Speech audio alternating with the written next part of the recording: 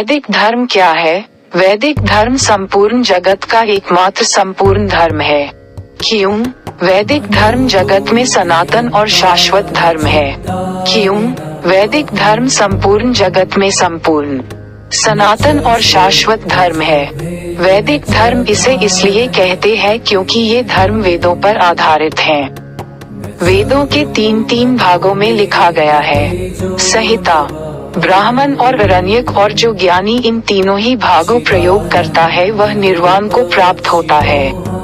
प्रारंभ में वेदों में शारीरिक स्तर वालों के लिए जो मंदबुद्धि के होते हैं, जो शरीर से ज्यादा मोह रखते हैं और शरीर के रखरखाव के लिए ही जीते हैं, के लिए भक्ति का मार्ग खोला। भक्ति का अर्थ है आत्मानुसंधान करना, जिसमें संपूर्ण त्रिगुणात्मक जगत परमात्मा की उत्पत्ति मानकर उसकी प्रत्येक वस्तु को पूजनीय माना है। वैदिक धर्म परमात्मा को दो प्रकार से मानता है, सगुण परमात्मा और निर्गुण परमात्मा, क्योंकि संपूर्ण परिणामशील जगत की समस्त शुभ अशुभ वस्तुएं त्रिगुणात्मक ही है और वह स्वयं परमात्मा की उत्पत्ति है। यदि कुछ को शुभ, कुछ को अशुभ मानता है तो परमात्मा उसकी पूजा को कभी स्वीकार नहीं करता। अर्थात जो ज्ञानी समस्त जगत को परमात्मा की ही उत्पत्ति मानकर न उसे शुभ मानता है और न अशुभ मानता है, न उससे प्रेम करता है और न घृणा करता है, केवल वही ज्ञानी परमात्मा को प्रिय है, वही उसे भाता है। इस तथ्य को भगवान श्री कृष्ण जी ने 7वें अध्याय के 16, 17, 18वें श्लोक में अति सुंदर शब्दों में समझाया है। यथा चतुर्विधा भजन्ते मां जमा सुभूति आरती जिज्ञासुर्थार्थी ज्ञानी च भरतऋषभ 16। अर्थात हे अर्जुन, उत्तम कर्म करने वाले अभ्यर्थी, अति जिज्ञासु और ज्ञानी, ये चार प्रकार के भक्त जन मुझे भजते हैं। यथा तेषा ज्ञानी नित्ययुक्तम एव भक्तिर्विशिष्यते प्रियो हि स च मम प्रियः 17।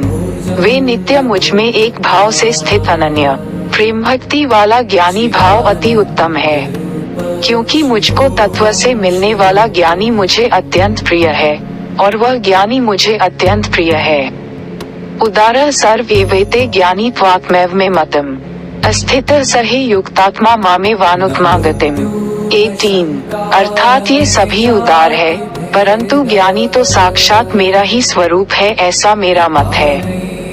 क्योंकि वह मद्रगत बुद्धि वाला ज्ञानी भक्त उत्तम गति स्वरूप मुझ में अच्छी प्रकार से स्थित है। यथा विद्या विनायके ब्राह्मणे गवी हस्तिनी शनु चैव श्रापकी च पंडिता समदर्शिनः 151 1811।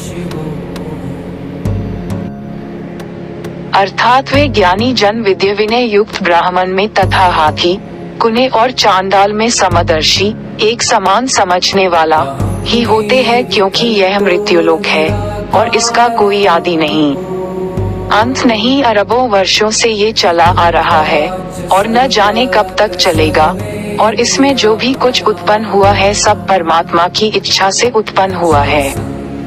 इस जगत में न ही तो कोई एक कण भी घटा सकता है और न ही एक भी कण बढ़ा सकता है।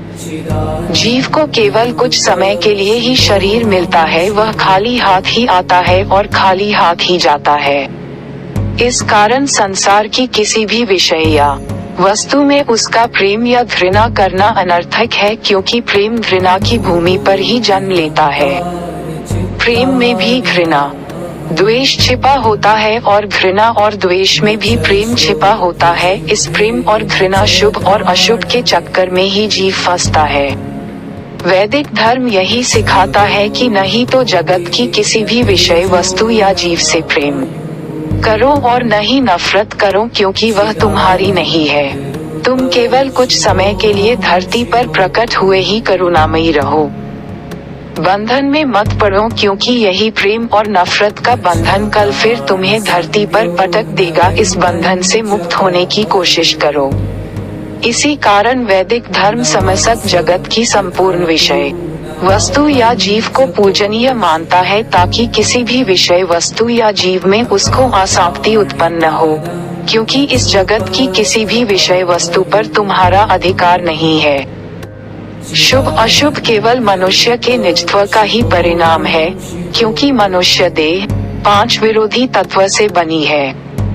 इस कारण विषयों में विरोध उसके लिए स्वाभाविक है और इसी विरोध के कारण शुभ अशुभ का जन्म होता है, प्रेम और घृणा का जन्म होता है।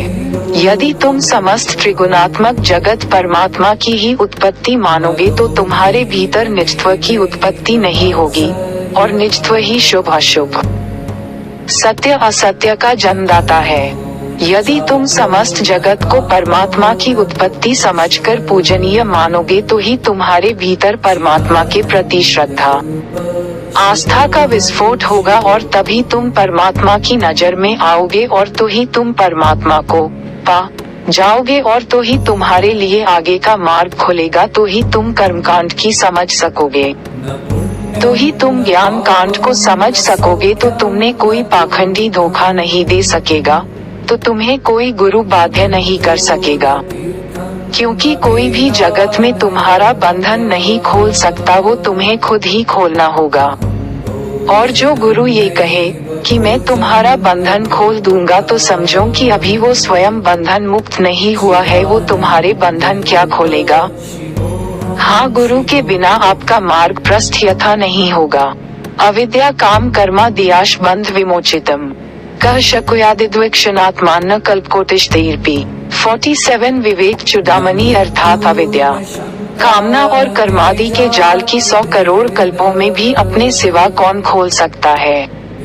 मुथा।